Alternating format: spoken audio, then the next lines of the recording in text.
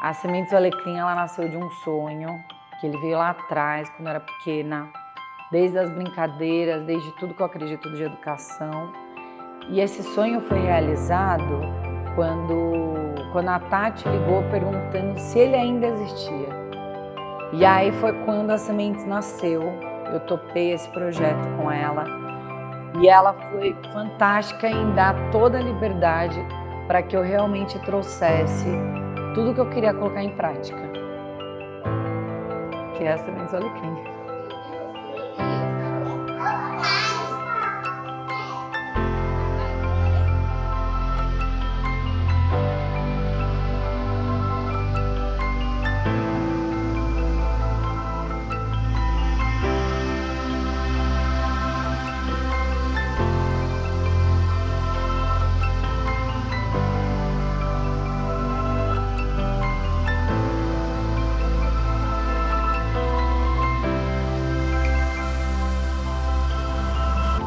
Eu sempre fui uma criança desde pequena muito intrigada com as relações. Como as pessoas se relacionavam, como que as pessoas pensam, por que elas são diferentes, por que tem uma identidade, por que tem essa coisa do único. Será que é único mesmo?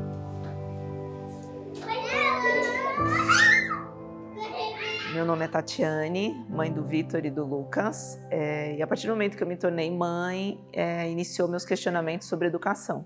Logo no primeiro nascimento, que foi do Vitor, a gente começa a se questionar. Eu acabei educando intuitivamente, né?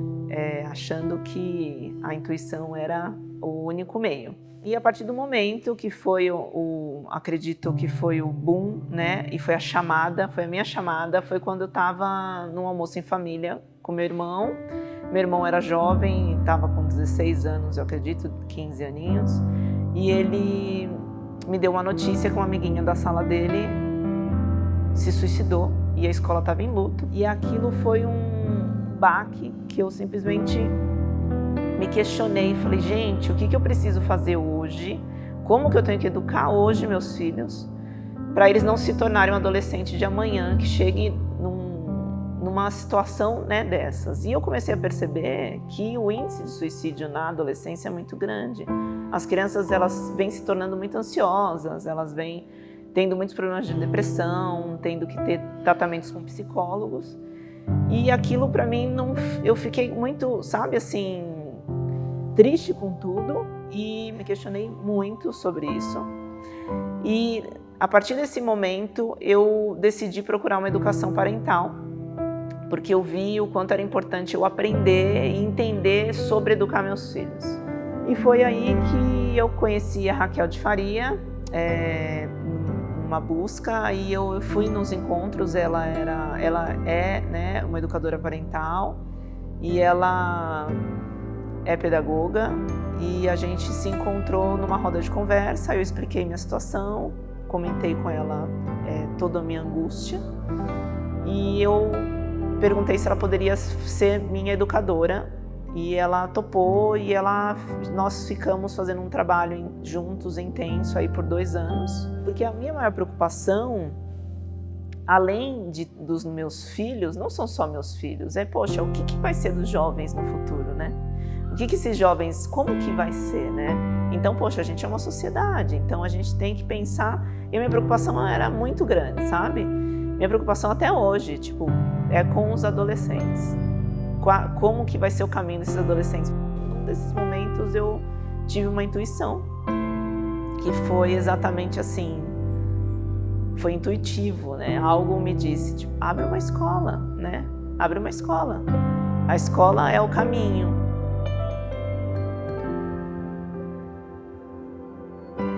A partir desse momento, a gente criou a escola, e a escola Sementes do Alecrim está aí, né, podendo colocar em prática tudo aquilo que a gente acredita.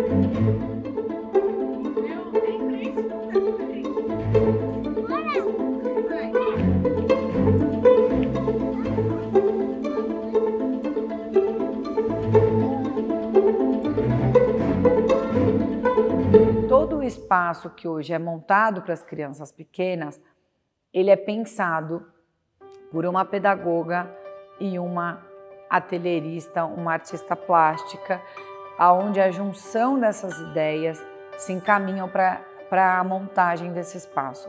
Hoje a escola, ela é muito dinâmica, então esse espaço, ele é diário, ele muda, todos os dias ele muda. Então às vezes é uma instalação em que ocupa um espaço único para uma coisa específica, como foi a imersão do amarelo. Então, além de ampliar e trazer possibilidades e conexões e repertório para essa criança que está imersa, ela está imersa dentro de uma instalação, é como se ela estivesse dentro de um quadro.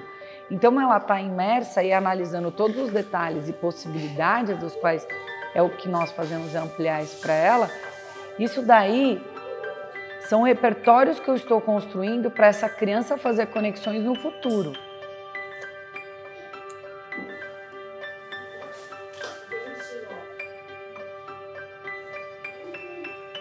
A Sementes do Alecrim, ela tem 3 diferenciais. O primeiro, que é educação emocional, a linguagem. Segundo, a dinâmica de repertório, o trabalho, a construção e amplitude de repertório para as crianças. E o terceiro ponto, que é esse cuidado na observação e o uso disso para a prática, para a aplicabilidade dessa observação. É uma escuta bastante ativa que as educadoras têm aqui nas Sementes e que implica numa mudança de planejamento, que acho que isso que é a mágica da educação, especial a educação da primeira infância, que se você se mantém rígido num currículo ou num planejamento que pouco escuta o que está acontecendo com a criança, ele fica descolado. E aí a aprendizagem ela é pouco significativa e o desenvolvimento é pouco efetivo. Quando você tem uma escuta que está atento ao que a criança traz, aos interesses da criança, a fase em que ela está, isso possibilita percursos e planejamentos muito mais ricos e significativos para essas crianças. O Vesúvio acordou! Eu não tenho mais para onde ir! O Vesúvio é um vulcão.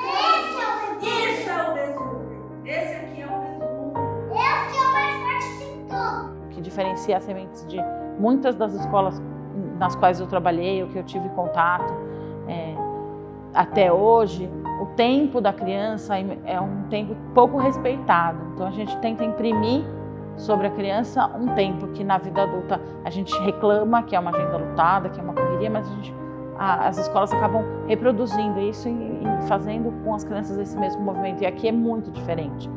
Então é um tempo mais alongado para se fazer as coisas, né? Para eles estarem juntos, para eles lancharem, para eles fazerem uma proposta. E é um tempo em que as professoras, as educadoras conseguem observar essas crianças de modo rico. Então, porque dá tempo de perceber o pensamento que a criança faz em cima de algum acontecimento, ou de algum objeto, ou de alguma brincadeira. Porque dá tempo de se olhar para isso, dá tempo dele fazer e dá tempo do educador olhar. E aí depois elas se reúnem, conversam e replanejam os caminhos que elas vão percorrer. Então, isso acho que é também um grande diferencial das Sementes, a questão do tempo e da observação. Quem quer um tesouro? Isso é um tesourinho para você. A diferença do aprender brincando é infinitamente maior. A infância é o horário, é o tempo de brincadeira. E se você não brinca na infância, isso fica deslocado na sua vida. E aí quando você vai brincar em outro lugar, isso não cabe tão direito. Você nem aprendeu a fazer isso. E aí ele fica descontextualizado e fica estranho. Então, eu acredito, e acho que a Sementes traz isso lindamente, que precisa se brincar na infância. Nesse lugar que a escola propõe, dessa escuta, que é algo que eu acho que eu priorizo e sinto tanta falta no nosso dia a dia, que é da escutar para se transformar, né? A escuta ser o seu ponto de partida para a próxima ação. A base é a escuta. Na verdade, existem 2 ouvidos e uma boca. A escuta ela é muito fundamental a esse lugar. Eu tenho um lugar de escuta muito forte para processar neurologicamente, para depois a fala vir. Então, por muito tempo, a construção de educação foi errada. Existe um posicionamento de fala em que eu coloco o outro para escutar de maneira passiva, sem entender quem é o outro. E o outro tem que aceitar todo o processo. Mas, na verdade, se eu escuto a necessidade do outro, eu começo a compreender o que ajudar ao outro a que isso facilite a construção dele. Quando eu simplesmente falo sem a escuta, eu na verdade estou estabelecendo de que todos são iguais. E eu não estou respeitando a individualidade e a identidade de cada ser. Se eu não escuto primeiro para processar e compreender o que eu posso falar, eu não tenho o mínimo nessa relação de comunicação, que é o respeito. E quando eu vejo a escuta sendo um ponto de partida, principalmente nessa etapa da criança, onde o tempo inteiro elas estão mudando, se transformando, e essa escuta ser a matriz e o pontapé inicial para essa relação com a criança, isso me fez dizer sim para essa escolha de estar aqui, né? Trabalhar a criança de uma maneira muito individual, personalizada e singular, que vai, na minha opinião, em contraponto à sociedade, onde é uma sociedade onde ela predomina o controle, né? Onde a gente praticamente recebe uma cartilha de padronização. É tão mais interessante quando a gente se permite admirar um outro ser que é diferente e também confiar. Porque eu percebo que às vezes a criança às vezes nem está fazendo, nem está premeditando nada. E aí vem o adulto e já se antecipa e fala: ei, peraí, não, entendeu? Ou então faz assim, assim não, faz daquele jeito. Por quê? Né? Por que a criança não pode experimentar e descobrir por ela mesma que existem outras opções, ou que existem maneiras mais interessantes, ou mais rápidas, ou mais eficazes, ou mais inteligentes, ou mais divertidas? Porque às vezes é importante também você só se divertir. A arte é produção de sentido, né? E aí, o sentido que eu gosto de ver nesse trabalho é isso, é porque dizer sim exige de você um trabalho. As crianças são muito incríveis, elas são muito fantásticas. E é só olhar desse jeito, sim.